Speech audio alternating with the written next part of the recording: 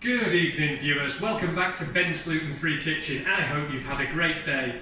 Again, it's Christmas party season, we're off to a party tomorrow and I'm making some great gluten free treats for Jill to take along. One of them's going to be a quiche, the other one's going to be a sausage roll. So I need to make some pastry for both of those. So into here I've got some plain gluten free flour. I normally make 200 grams of flour recipe, but I'm making 300 today. Into that I'm going to be adding my xanthium gum. And again, that's about half a teaspoon into there. And I've also got the fats. I've got 100 grams of pastry fat and 100 grams of butter.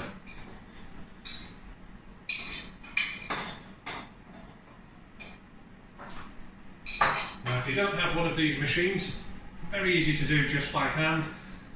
I just don't like doing it by hand. This is much quicker, much easier, much cleaner. You can stop there if you want. Okay, so that's the flour and the butter mixed together. So again, that's 300 grams of flour, 150 grams of fats. Half the ratio of fats to the flour.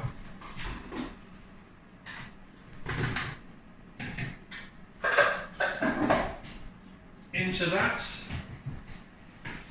I'm going to be adding around about 80 millilitres of very cold tap water. I'm just mixing that together till it comes together. And unfortunately, sometimes you just have to get your hands in to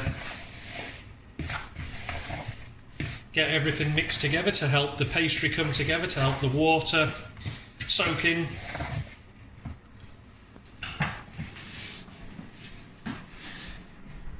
And slowly but surely you'll feel it coming together. And again, if you've added a little bit too much water, now's the time to add a bit more flour. If you haven't added enough water, or you feel it needs a bit more, just add a little bit at a time till it's starting to come together. And this is perfect. And again, what I'm going to do is put that into the cling film, into the fridge to rest for probably half an hour, just to chill down. And make it easy when I roll it out. Because if I start trying to roll this now, because it hasn't rested, because the fats haven't relaxed in there, it's probably going to start splitting and falling apart. If I leave it too long, the fats will go too solid and it will be difficult to roll out. So that's just into some cling film. Again, I try and shape it into the shape I need to help when I'm rolling it out.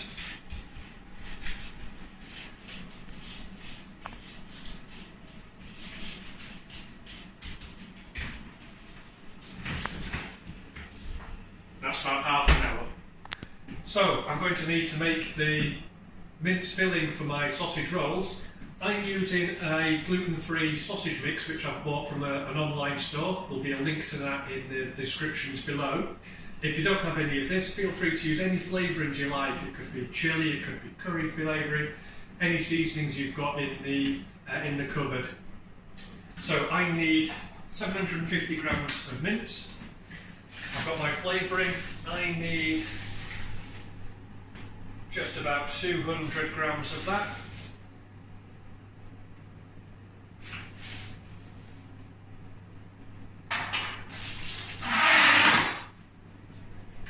And it's just a case of mixing that together, rolling out the pastry, adding the filling, and then cooking. So that was my pastry resting for a good half hour. I've rolled it out. Because it's quite large, I've cut it into two equal sizes. Now I know from making these that I need it about the width of my hand and as long as I can get them. I've got probably around about 300 grams of mince left now, which I'm just going to roughly split into two and then just centre down the pastry. Now I've seen people making sausage rolls different ways to get the pastry over and crimp it down the edge. My own personal style, I prefer getting it as a round. So that's the meat roughly down the middle. I don't go all the way to the edge because this bit I'll cut off, I can't get it straight. and it's basically just rolling, tucking and making sure it's as tight as possible, and then patting down and trying to get into a straighter sausage shape as possible. And I put that seam side down on my greaseproof paper. When I'm cooking it, I do have to turn it halfway, otherwise that's going to stick to the paper.